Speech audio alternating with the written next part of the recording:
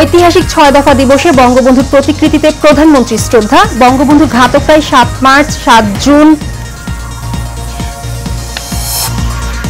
প্রস্তাবিত বাজেটে রাজস্ব আহরণের লক্ষ্যমাত্রা পূরণ নিয়ে শঙ্কায় সিবিডি। জিডিপি প্রবৃদ্ধিও বাস্তবসম্মত নয়।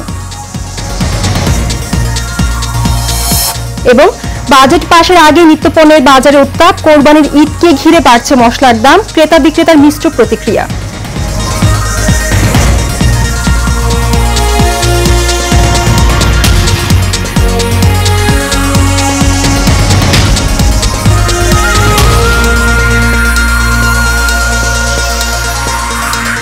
স্বাগত এশিয়ান নিউজে। আপনাদের সাথে আছি আমি রেখা হক। শুনছিলেন বিআরবি কেবল ইন্ডাস্ট্রিজ লিমিটেড সংবাদ শিরোনাম। এবার বিস্তারিত।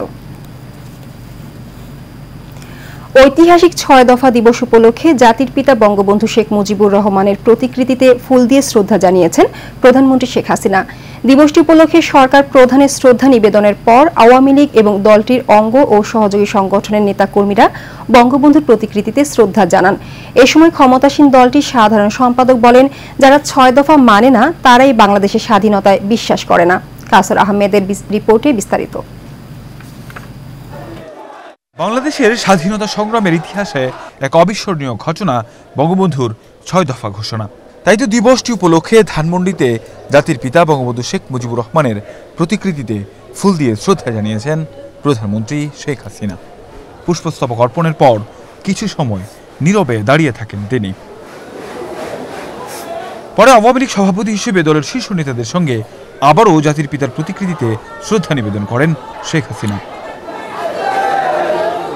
এ সময় দলটির অঙ্গ ও সহযোগী সংগঠনের নেতাকর্মীরাও দিবসটি উপলক্ষে শ্রদ্ধা জানান। পরে আওয়ামী লীগের সাধারণ সম্পাদক বলেন, ৬ দফা স্বাধীনতা সংগ্রামের টার্নিং পয়েন্ট। যারা ৬ দফা মানে না তারা বাংলাদেশের স্বাধীনতায় বিশ্বাস করে না। আজকে আমাদের ইতিহাসে বাঁক পরিবর্তনকারী, it was a turning point in our history. স্বাধিকার সংগ্রামের চূড়ান্ত পর্যায়ে বলেন, জাতির পিতা বঙ্গবন্ধু শেখ মুজিবুর রহমানের হত্যাকারীরাই ৭৫ পরবর্তী সময়ে ৭ মার্চ ও ৭ জুন পালন করতে দেয়নি।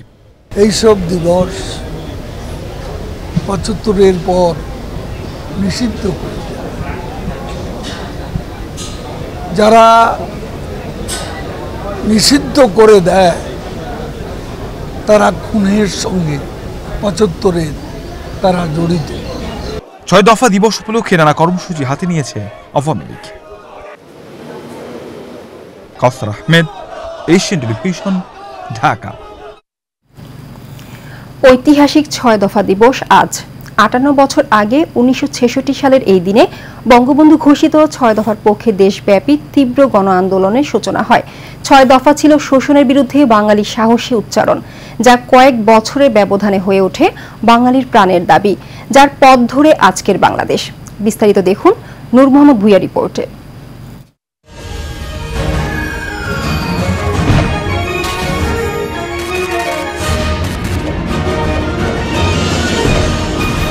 পাকিস্তান নামে রাষ্ট্র প্রতিষ্ঠার ১৯ বছর পরেও উপেক্ষিত ছিল বাঙালি, অথচ অর্থনীতির ৬০% যোগান দিত পূর্ব পাকিস্তান। এই বঞ্চনার বিষয়টি তুলে ধরেন আওয়ামী লীগ নেতা শেখ মুজিবুর রহমান। ৬৬ ফেব্রুয়ারিতে লাহোর বিরোধী দলগুলো সম্মেলনে ব্যর্থ হলে পরে সংবাদ সম্মেলনে ৬ দফা প্রস্তাব তুলে ধরেন বঙ্গবন্ধু। এই বাংলার মাটি থেকে দুর্নীতিবাজ, এই ঘুষখোর। পরে পাক ভারত যুদ্ধে অরক্ষিত হয়ে পড়ে পূর্ব পাকিস্তান। যোগ্যতা থাকা সত্ত্বেও প্রশাসনের গুরুত্বপূর্ণ পদে উপেক্ষিত ছিল বাঙালি। তখন সামরিক বাহিনীতে যেখানে 87% বাজেটের খরচ হয়, সেখানে মাত্র আমাদের 3 থেকে 4% লোক নিয়োগ হতো, আর্মি নেভি সব মিলে।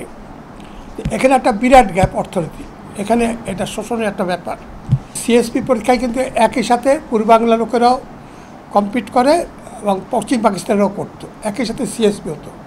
কিন্তু ৭০ সাল পর্যন্ত পাকিস্তান সেন্ট্রাল সেক্রেটারিয়েটে কোনো বাঙালি সিএসপি অফিসার সচিব পদমর্যাদা পায় নাই। বঙ্গবন্ধু চেয়েছিলেন প্রাদেশিক সাহিত্য শাসন আর বাঙালির ন্যায্য অধিকার। বাঙালি এই মুক্তির সনদকে স্বাভাবিকভাবে নেয়নি স্বৈরাচার আইয়ুব সরকার। খুব দ্রুতই জনপ্রিয় হয়ে ওঠে ৬ দফা। ভীতু শাসক গোষ্ঠী কারারুদ্ধ করে বঙ্গবন্ধুকে আগরতলা মামলা সাজিয়ে ফাঁসি দেওয়ার চেষ্টা করে রাষ্ট্রদ্রোহী হিসাবে। কিন্তু জনগণের দুর্বার আন্দোলনে পতন হয় আইয়ুবের। বঙ্গবন্ধু হয়ে ওঠেন বাঙালির স্বাধীনতার কাণ্ডারি। কারাগারে থাকা ২ বছর থাকা অবস্থায় যখন তাকে আগরতলা মামলা দেওয়া হলো, এই আগরতলা মামলার বিবরণী যখন প্রকাশ করা শুরু হলো পত্রপত্রিকা, তখন থেকে কিন্তু আরও বেশি জনগণ বিক্ষুব্ধ হওয়া শুরু হলো এবং প্রতিদিনই তার জনপ্রিয়তা এবং ৬ দফার জনপ্রিয়তা বাড়তে শুরু করলো।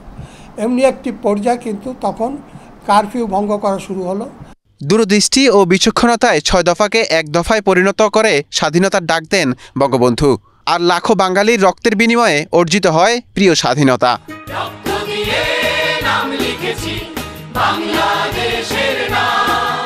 নূর মোহাম্মদ ভূঁইয়া, এশিয়ান টেলিভিশন, ঢাকা। এবার ২০২৪-২৫ অর্থ বছরের বাজেট প্রসঙ্গ। ২০২৪-২৫ অর্থ বছরের বাজেটকে কঠিন সময়ে দুর্বল বাজেট বলে অভিহিত করেছে গবেষণা প্রতিষ্ঠান সিপিডি। সকালে বঙ্গবন্ধু আন্তর্জাতিক সম্মেলন কেন্দ্রে এবারের বাজেট পর্যালোচনা অনুষ্ঠানে সিপিডি এ মন্তব্য করে। বাজেটের বিভিন্ন দিক তুলে ধরে সিপিডি নির্বাহী পরিচালক ফাহমিদা খাতুন বলেন, চলমান অর্থনৈতিক উদ্বেগ মোকাবেলায় যে দৃঢ় পদক্ষেপ নেওয়া প্রয়োজন তা ২০২৪-২৫ অর্থ বছরের বাজেটে নেওয়া হয়নি। মূল্যস্ফীতি রোধ ও নিম্ন আয়ের মানুষকে স্বস্তি দিতে বাজেটে যে পদক্ষেপ নেওয়া হয়েছে তা যথেষ্ট নয়। তিনি আরও বলেন, বাজেটে মুদ্রাস্ফীতি, জিডিপি গ্রোথ, বিনিয়োগের যেসব লক্ষ্যমাত্রা ধরা হয়েছে তা অতি উচ্চাভিলাষী ও বাস্তবসম্মত নয়। বাজেটে অর্থনৈতিক সূচকের অনেক লক্ষ্যমাত্রা পূরণ হবে না। বাজেট পাশের আগেই এর প্রভাব পড়েছে রাজধানীর বাজারে। অস্থিরতা বেড়েছে নিত্যপণ্যের দামে। সপ্তাহের ব্যবধানে বেড়ে গেছে পেঁয়াজ, মরিচ সহ মুদি পণ্যের দাম। মাছ মাংসের দামও নাগালের বাইরে। তবে কিছুটা কমছে মুরগির দাম। এইচএমইতো রিপোর্টে বিস্তারিত। অস্থিরতা যেন কমছেই না নিত্যপণ্যের বাজারে। সপ্তাহের ব্যবধানে দাম বেড়েছে মাছ, মাংস, সবজি সহ প্রায় প্রতিটি পণ্যের। কয়েকদিন পরেই পবিত্র ঈদুল আজহা। এই অজুহাতে মশলা জাতীয় পণ্যের দাম বাড়ানোর যেন উৎসবে মেতে উঠেছেন ব্যবসায়ীরা। সরবরাহ কম ও পাইকারি বাজারে বাড়তি দামের পুরনো অজুহাত বিক্রেতাদের। এলাচের দাম বাড়ছে, আপনার কালো গোমরের দাম বাড়ছে, যেগুলো বিদেশি পণ্যগুলো, আপনার জৈত্রীর দাম বাড়ছে, জয়ফলের দাম বাড়ছে, দার্চিনির দাম বাড়ছে। এখন তো সিজন আন সিজন পানি তো নাই, নদীর মাছটা তো অনেক দাম বেশি, চিংড়ি মাছের দাম বেশি। আজকে তো আধা কিলো মানে কালকে থেকে 20 টাকা বেশি। মাল আমার যেমন কিনে তেমন বেশি।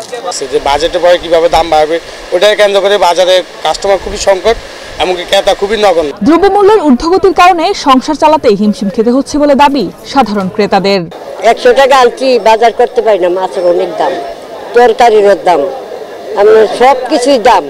আজকে যে জিনিস কিনতে সব জিনিসের দাম বাড়ছে। চিংড়ি মাছ কিনতে আপনার 800 টাকা, 850 টাকা, মানে আজকে 950 টাকা। জিনিসপত্র গত সপ্তাহ থেকে এই সপ্তাহ অনেক হাই রেট। গত সপ্তাহে সিজিংয়ে ছিল আপনার 20 থেকে 25 টাকা কেজি, সিজিংয়ে আজকে বাজার কিনা বছর 60 টাকা কেজি। বাজেট পাশের আগেই দাম বাড়তি যেসব পণ্যের উপর কর অথবা শুল্ক বাড়ানোর প্রস্তাব হয়েছে।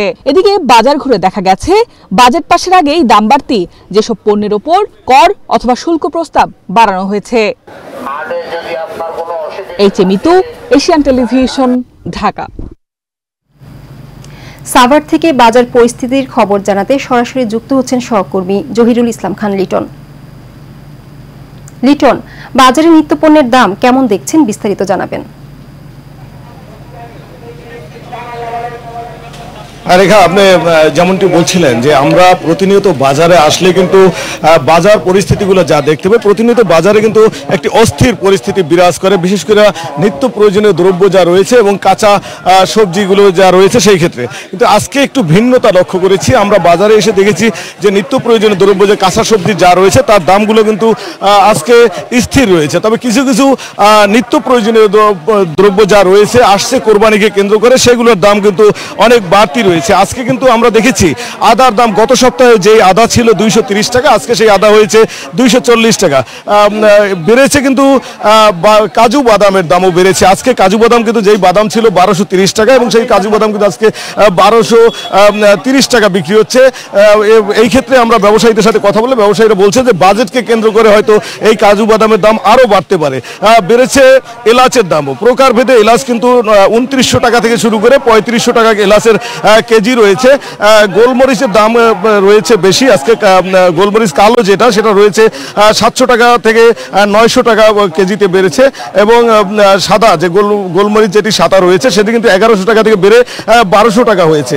সবচেয়ে বেশি বেড়েছে কিন্তু ডিমের দাম। প্রতিনিয়ত যেভাবে ডিমের দাম বেড়ে, আজকে কিন্তু ডিমের দাম লাল ডিম যেটি রয়েছে সেটি 50 টাকা থেকে বেড়ে 55 টাকা হয়েছে। বেড়েছে হলুদের দামও, 230 টাকার হলুদ কিন্তু 280 টাকা হয়েছে। আরও বেড়েছে আটার দাম, আটা কিন্তু 30 টাকা আটা যেই বিক্রি হতো সেই আটার দাম কিন্তু বেড়েছে, আজকে 36 টাকা কেজি দরে বিক্রি হচ্ছে খোলা আটা। তা আমরা একজন ব্যবসায়ীর সাথে কথা বলতে চাচ্ছিলাম যে ভাই আপনারা যে এই যে ঈদকে কেন্দ্র করে প্রতিনিয়ত যে মশলার দাম এবং ঈদ সরঞ্জামাদি যা রয়েছে তার দামগুলো বাড়িয়ে দিচ্ছেন, এর কারণ হিসাবে কি বলবেন আপনারা? আমরা তো পার্টির থেকে বেশি দামে কিনা, এই জন্য যার কারণে আমাদের বেশি দামে বিক্রি করতে হইতেছে, কথা বলছেন। আর প্যাকেটজাত মশলাগুলোর অনেক রেট বেশি, যেরকম স্কোয়ারের এই প্যাকেটজাত যত ধরনের মশলা, হলুদ, মরিচ, জিরা, এগুলোর রেট অনেক বেশি। এগুলোর দাম কেন বেশি রয়েছে এবং এগুলো কি বাজেটকে কেন্দ্র করে বাড়িয়েছে নাকি আগে থেকেই বাড়তি রয়েছে? বাজেট ছাড়াই এগুলোর রেট অনেক বাড়া দিচ্ছে কোম্পানি। কি পরিমাণ বাড়িয়েছে যদি একটু বলতেন? 1 কেজি জিরার গুঁড়া আপনি আগে ছিল হলো আপনার 1200, এখন হলো 2200 টাকা জিরার গুঁড়া। আর 1 কেজি মরিচের গুঁড়া দেখেছে আপনার 600 থেকে 850 টাকা। আর এছাড়া সব ধরনের ছোট মশলার গুঁড়ার রেট অনেক বেশি, 10-20 টাকা করে বাড়া দিচ্ছে।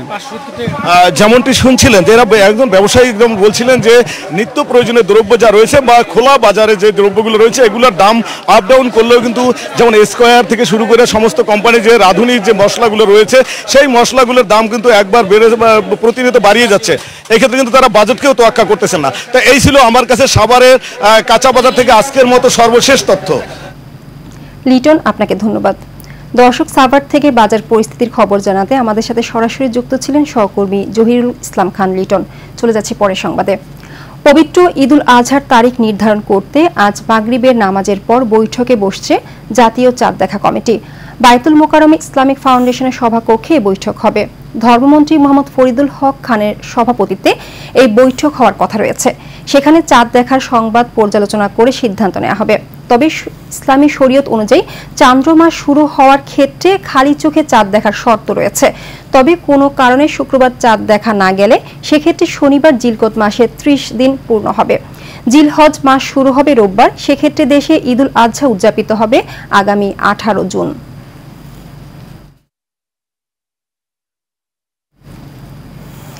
ঐতিহাসিক 6 দফা দিবস উপলক্ষে জাতির পিতা বঙ্গবন্ধু শেখ মুজিবুর রহমানের প্রতিকৃতিতে ফুল দিয়ে শ্রদ্ধা জানিয়েছে বঙ্গবন্ধু সৈনিক লীগ।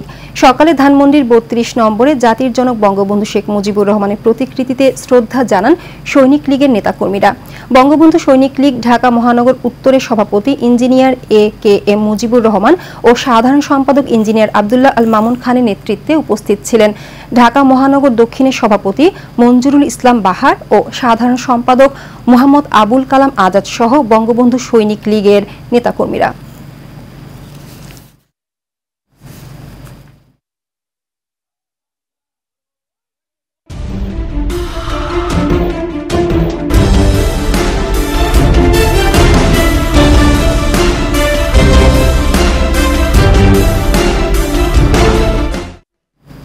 এবার সারা বাংলা। নারায়ণগঞ্জের রূপগঞ্জে আধিপত্য বিস্তারকে কেন্দ্র করে 2 গ্রুপের সংঘর্ষে গুলিবিদ্ধ হয়ে দিন ইসলাম নামে এক যুবক নিহত হয়েছেন। এতে গুলিবিদ্ধ সহ আহত হয়েছেন দুপক্ষের আরও 18 জন। উপজেলার কায়েতপাড়া ইউনিয়নের নাওরা এলাকায় এক ঘটনা ঘটে। ঘটনার সত্যতা নিশ্চিত করে রূপগঞ্জ থানার ভারপ্রাপ্ত কর্মকর্তা দীপক চন্দ্র সাহা জানান, দীর্ঘদিন ধরে নাওরা এলাকায় আধিপত্য বিস্তারকে কেন্দ্র করে 2 গ্রুপের বিরোধ চলে আসছিল। এরই জেরে বৃহস্পতিবার 2 গ্রুপের লোকজন সংঘর্ষে জড়িয়ে পড়ে। এতে গুলিবিদ্ধ হয়ে দিন ইসলাম নামে একজন নিহত হয়। খবর পেয়ে রূপগঞ্জ থানা পুলিশ ঘটনাস্থলে গিয়ে পরিস্থিতি নিয়ন্ত্রণে আনে।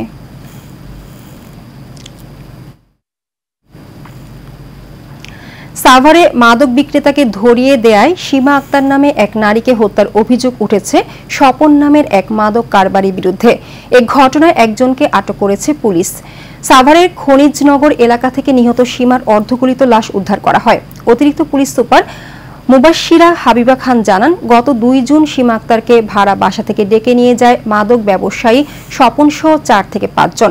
এরপর আর তাকে খুঁজে পাওয়া যাচ্ছিল না। পরে থানায় অভিযোগ দায়ের করলে পুলিশ অভিযান চালিয়ে সাইফুল নামে একজনকে আটক করে ডিবি পুলিশ।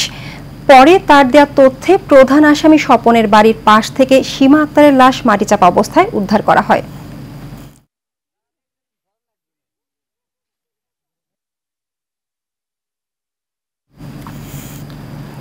কুড়িগ্রামের রাজীবপুরে অবৈধ কাঁকড়া বহনকারী পিকআপ ও মোটরসাইকেলের সংঘর্ষে আলী হোসেন নামে একজন নিহত হয়েছেন। সকালে রৌমারী ঢাকা হাইওয়ে রোডে এই ঘটনা ঘটে।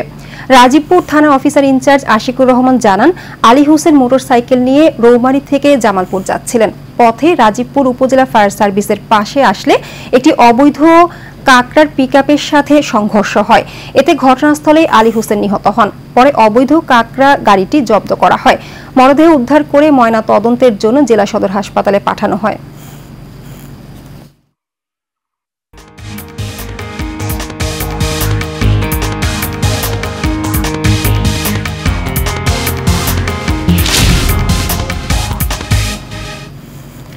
জানাবো আন্তর্জাতিক সংবাদ। ভারতের ক্ষমতাসীন দল বিজেপি নেতৃত্বাধীন এনডিএ জোটে নবনির্বাচিত সংসদ সদস্যরা আজ বৈঠকে বসবেন। তাদের এই বৈঠক থেকে নরেন্দ্র মোদীকে সংসদ নেতা নির্বাচিত করা হবে। এরপর বিকেলেই ভারতীয় রাষ্ট্রপতি ভবনে গিয়ে দ্রৌপদী মুর্মুর কাছে সরকার গঠনের দাবি জানাবেন এনডিএ নেতারা। শুক্রবার বেশ কয়েকটি সূত্রের বরাতে এসব তথ্য জানিয়েছে ভারতীয় সংবাদ মাধ্যম ইন্ডিয়া টুডে। শুক্রবার স্থানীয় সময় বেলা 11টায় ভারতীয় সংসদ ভবনের সেন্ট্রাল হলে এনডিএ এমপিদের এই বৈঠক অনুষ্ঠিত হয়। এই বৈঠকে মোদি জোটের নেতা নির্বাচিত হলে তৃতীয়বারের মতো বিশ্বের সবচেয়ে জনবহুল দেশের প্রধানমন্ত্রী হওয়ার পথ আরও প্রশস্ত হবে। বৈঠক শেষে এনডিএ জোট সরকার গঠনের দাবি জানান। এনডিএ সব এমপি মোদিকে নতুন প্রধানমন্ত্রী হিসেবে সমর্থন করে রাষ্ট্রপতি দ্রৌপদী মুর্মুর কাছে চিঠি দেবেন বলে ধারণা করা হচ্ছে।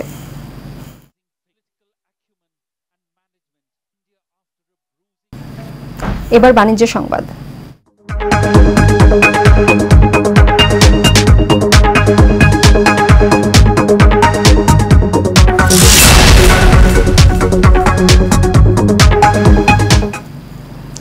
পবিত্র ঈদুল আজহাকে সামনে রেখে ব্যস্ত সময় পার করছে সাভারের কামার শিল্পীরা।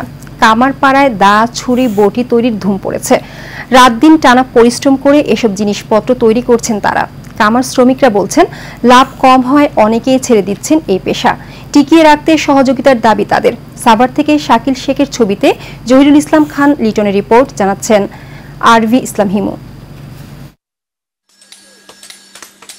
হাতুড়ির টুংটাং আর ভাতির ফুসফাস শব্দে মুখর সাভারের কামারশালা। ঈদুল আজহাকে সামনে রেখে পশু জবাই ও মাংস কাটার জন্য দা, ছুরি, চাপাতি তৈরিতে দম ফেলার সময় নেই কামার শ্রমিকদের। এদিকে কুরবানির সরঞ্জাম কিনতে কামারশালায় ভিড় করছেন ক্রেতারা। কুরবানির মাংস কাটার জন্য একটা চাপাতি কিনলাম, ওনারা দাম চাইছিল 750 টাকা, আমি 650 টাকা দিয়ে কিনলাম। এখানে আসছি ছুরি চাকু নেওয়ার জন্য, দামও মোটামুটি একবারে সীমিত। ঈদ উপলক্ষে ধা, ছুরি, আপনার বটি, চাপাটি এসব জিনিস কিনতে আসছি। কুরবানির আমেজ, ঈদ মানে আনন্দ, ঈদ মানে খুশি, তো কুরবানি দেব সেই জন্য দা, বটি, ছুরি নিয়ে আসছি দাঁড় দেওয়ার জন্য। তবে শ্রমিকরা বলছেন, বছরের এই সময়ে কাজ থাকলেও অন্য সময় বসে থাকতে হয়, ফলে অনেকেই ছেড়ে দিচ্ছেন এই পেশা।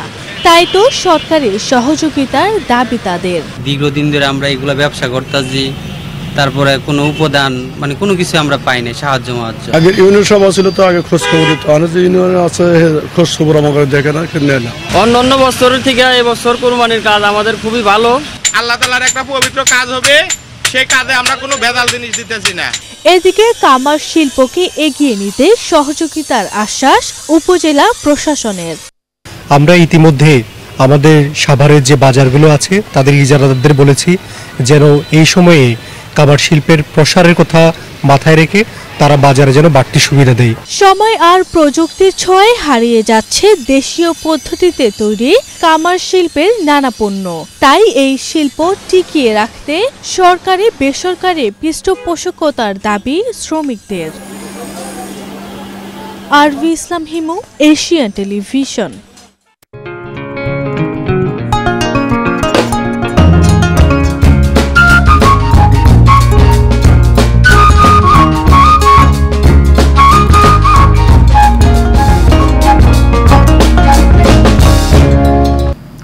চট্টগ্রাম নগরীর হালিশহর এলাকা থেকে বিভিন্ন সময় হারিয়ে যাওয়া প্রায় অর্ধশত স্মার্টফোন উদ্ধার করে প্রকৃত মালিককে ফিরিয়ে দিয়েছে পুলিশ। হালিশহর থানার অফিসার ইনচার্জ কায়সার হামিদ জানান, হালিশহর এলাকা থেকে বিভিন্ন সময় হারিয়ে যাওয়া প্রায় অর্ধশত স্মার্টফোন উদ্ধারে থানায় সাধারণ ডায়েরি করা হয়। মেট্রোপলিটন পুলিশ কমিশনার কৃষ্ণ পদ রায়ের নির্দেশে অভিযান চালিয়ে ফোনগুলো উদ্ধার করে প্রকৃত মালিককে বুঝিয়ে দেওয়া হয়।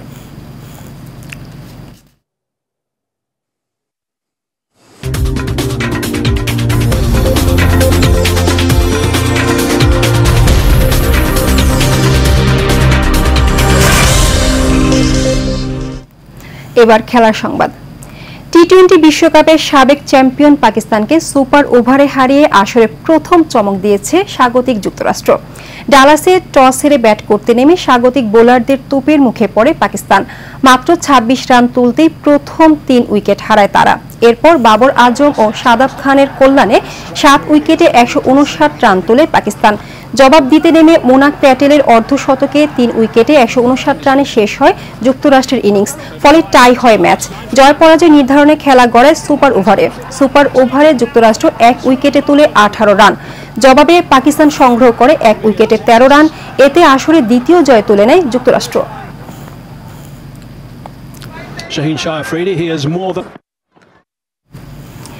রাজধানীর হাতিরঝিলে বাংলাদেশ পুলিশ অ্যাথলেটিক্স ও সাইক্লিং ক্লাবের উদ্যোগে জয় বাংলা ম্যারাথন অনুষ্ঠান সম্পন্ন হয়েছে। ভোরে শুরু হওয়া ম্যারাথন প্রতিযোগিতার উদ্বোধন করেন প্রধানমন্ত্রীর বেসরকারি শিল্প ও বিনিয়োগ উপদেষ্টা সালমান এফ রহমান। এতে বিশেষ অতিথি ছিলেন উত্তর সিটি কর্পোরেশনের মেয়র আতিকুল ইসলাম। ম্যারাথনে অংশ নেয় প্রায় ৩৫০০ প্রতিযোগী। পরে বিজয়ীদের মধ্যে পুরস্কার তুলে দেন স্বরাষ্ট্রমন্ত্রী মোহাম্মদ আসাদুজ্জামান খান কামাল। এ সময় বিশেষ অতিথি ছিলেন পুলিশের মহাপরিদর্শক চৌধুরী আব্দুল্লাহ আল মামুন। এর আগে ভোর ৫টা থেকে শুরু হয়ে ম্যারাথন চলে সকাল ৯টা পর্যন্ত।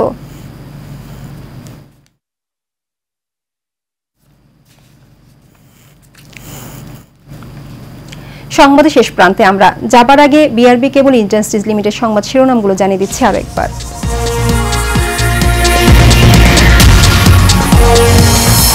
ঐতিহাসিক ৬ দফা দিবসে বঙ্গবন্ধুর প্রতিকৃতিতে প্রধানমন্ত্রীর শ্রদ্ধা। বঙ্গবন্ধুর ঘাতকরাই ৭ মার্চ ৭ জুন পালন করতে দেয়নি বললেন উবায়দুল কাদের।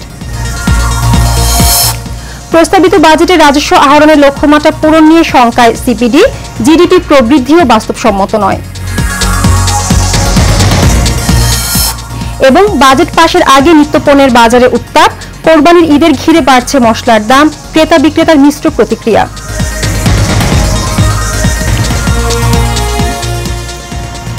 এশিয়া নিউজ এ পর্যন্তই। সঙ্গে থাকার জন্য সবাইকে ধন্যবাদ।